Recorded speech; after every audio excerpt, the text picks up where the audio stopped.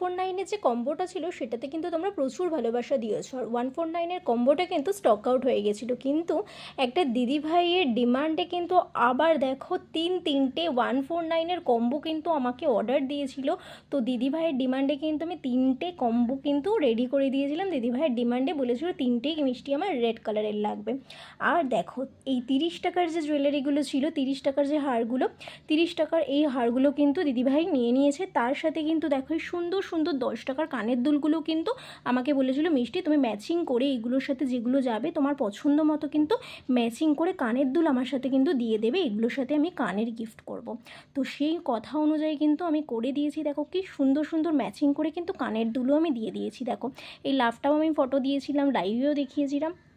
দেখো যারা এখনও পর্যন্ত বুক করোনি, এইগুলো কিন্তু আলাদা করে দিদিভাই পারচেস করেছো। তো এগুলো প্রচণ্ড ডিমান্ডিং, পুজো হোক বা সারা বছরে, শুধু পুজো বলে না, সারা বছরই 10 টাকার কানের দুল ডিমান্ড রয়েছে আর থাকবেও।